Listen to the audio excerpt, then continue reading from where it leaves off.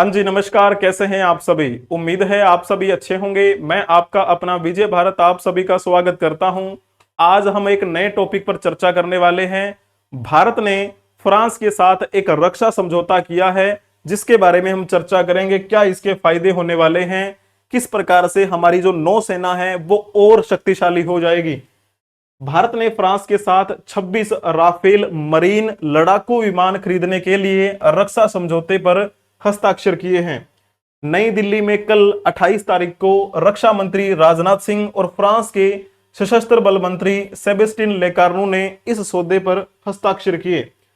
और इसको मंजूरी कब मिली थी? तो मंजूरी मिली थी किसकी तरफ से? कैबिनेट समिति की तरफ से, जो कि सुरक्षा मामलों की कैबिनेट समिति कहलाती है, जिसे हम शॉर्ट फॉर्म में सीसीएस के नाम से जानते हैं।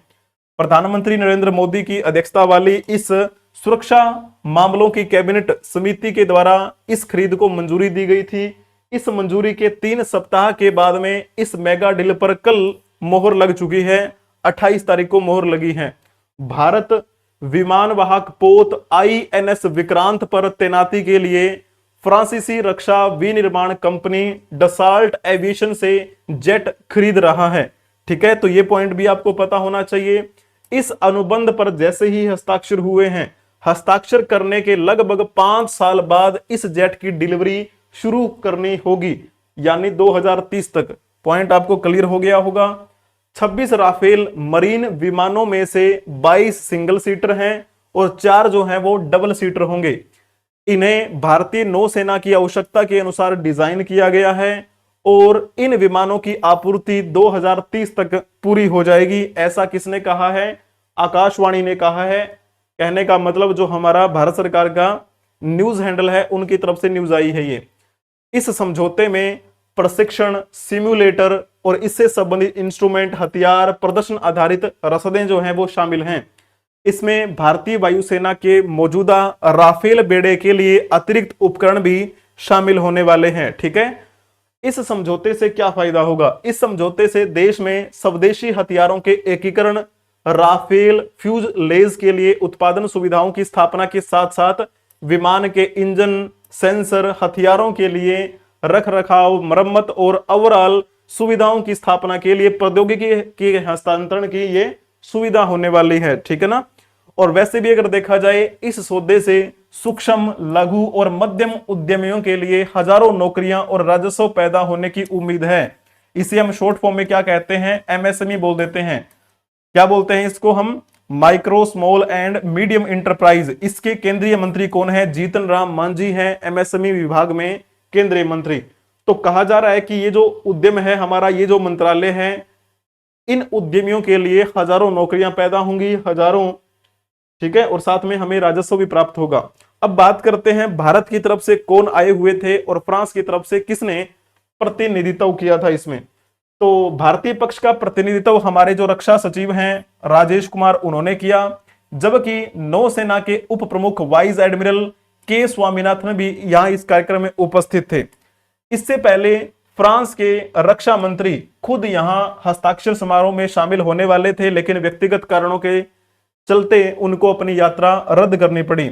हस्ताक्षर समारोह में रक्षा मंत्री राजनाथ सिंह मौजूद थे। ठीक है ना।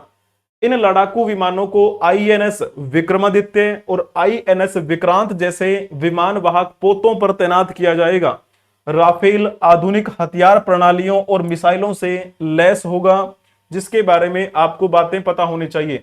आपको यह तो पता है कि भारतीय वायुसेना ने 2016 में 36 राफेल विमानों का बेड़ा, आपको पता है, खरीदा था और उनका संचालन करते चली आ रही है वो। ठीक है ना। 36 जो राफेल विमान है उनका संचालन कर रही है हमारी भारतीय वायुसेना। और वो विमान कहां पर है? अंबाला, जो कि हरियाणा में पड़ता है, और हासीमारा में स्थित है। इस नए सौदे से भारत में राफेल जेट विमानों की कुल संख्या जो है कितनी हो जाएगी? 62 संख्या हो जाएगी। पहले हमारे पास राफेल विमान है, अब हमारे पास राफेल मरीन आ चुकी हैं।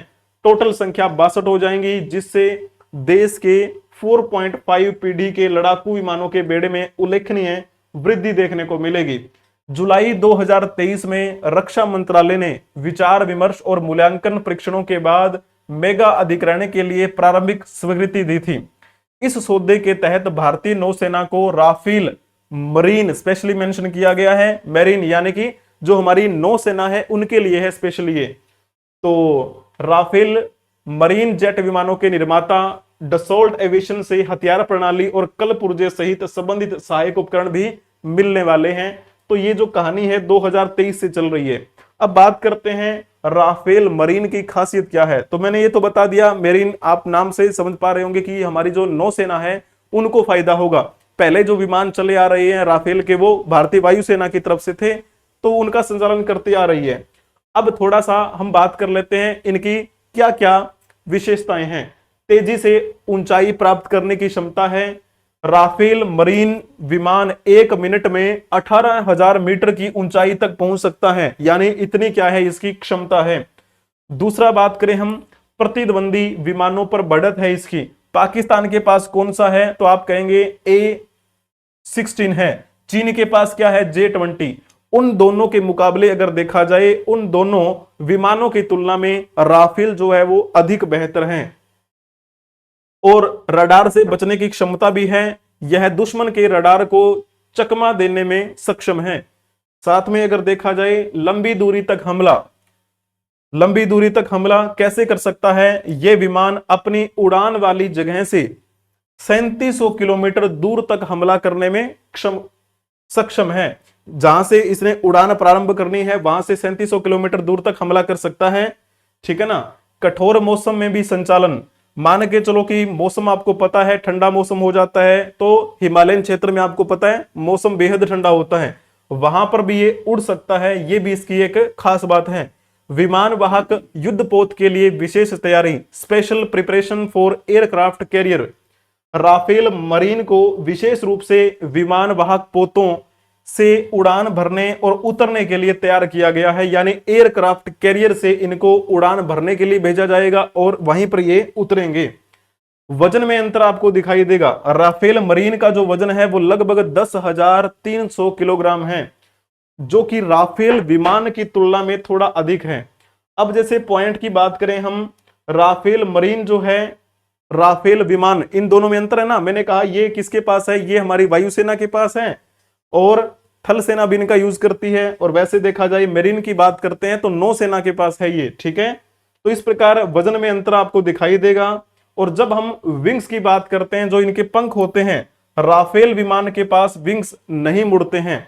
जब हम इस राफेल मरीन की बात करें ना, जो वर्तमान में हमने खरीदे हैं, वहां से डील की है फ्रांस के साथ, इनके विंग्स जो है वो पूरी तरह से मोड़े जा सकते हैं, लेकिन राफेल जो विमान है उनके नहीं मोड़े जा सकते हैं पंख। ठीक है, तो पॉइंट आपको क्लियर हो जाना चाहिए। तो इस प्रकार की कुछ कहानी मैंने आपको बताई है राफेल मरीन लड़ाकू विमान के बारे में। ठीक है, तो दोनों में अंतर आपको समझ में आ गया होगा। ये जो है मरीन नाम से पता चल गया होगा, भारतीय नौसेना को ये फायदा पहुंचाएंगे। ठीक है, बेसिकली फायदा तो चलो पूरे भारत को होने वाला है, लेकिन जब हम बात करते हैं भारतीय वायुसेना, थल सेना है ना, जल सेना, तो जल सेना के लिए है स्पेशली ये। तो फ्रांस के साथ डील हुई है, 2030 तक हमें मिल जाएंगे। प्लस में कई कई समझौते और साथ में हुए हैं जिनकी चर्चा मैंने अभी की है। क्या क्या इसमें शामिल हैं, किसने साइन किए, सारी बातें हो गई हैं। Thank you so much.